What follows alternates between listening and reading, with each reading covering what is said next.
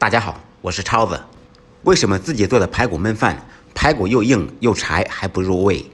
今天超子给大家详细的讲解一下做排骨焖饭的技巧，软烂入味，简单营养又好吃。首先，我们准备新鲜的排骨，让老板娘提前剁好，在清水中浸泡20分钟左右，泡出血水。大米同样放入盆中，加入清水，浸泡20分钟左右。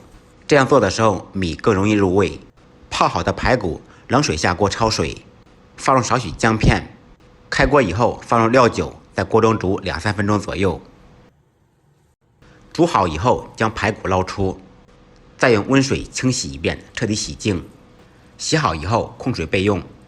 准备少许姜片、葱段、1个八角、1片香叶、1小块桂皮。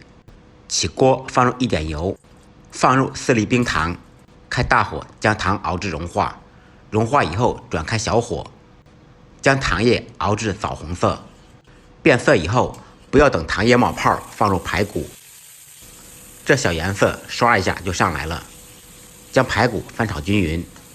这一步的目的主要是给排骨上色，嫌麻烦的同学也可以直接用老抽。放入准备好的小料，继续翻炒扒拉1-2下。烹入料酒去腥，少许生抽酱油，加入米2倍的清水，也就是说1碗米2碗水，按照这个比例，米饭不软不硬，刚刚好。可以再加入一点点老抽，增加一下颜色。开大火烧开锅，撇去浮沫，转中小火炖15分钟左右。利用这个时间准备下自己喜欢吃的蔬菜，少许胡萝卜切成小丁，再来少许玉米粒，也可以放入青豆或者其他自己喜欢吃的蔬菜。10分钟以后，将排骨里边的小料捡出，放入适量的盐，少许蚝油，再炖5分钟左右。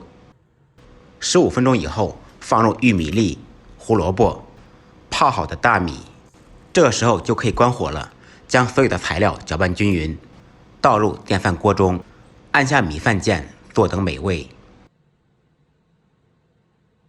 这个是蒸好的米饭，闻起来就嗷嗷香，撒上少许迷人的小葱花。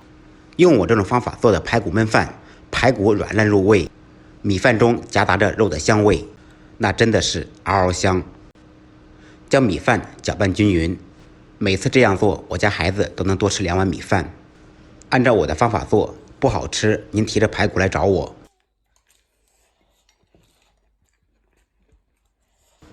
感谢朋友们的支持点赞，再忙再累记得按时吃饭。下期视频见，拜拜。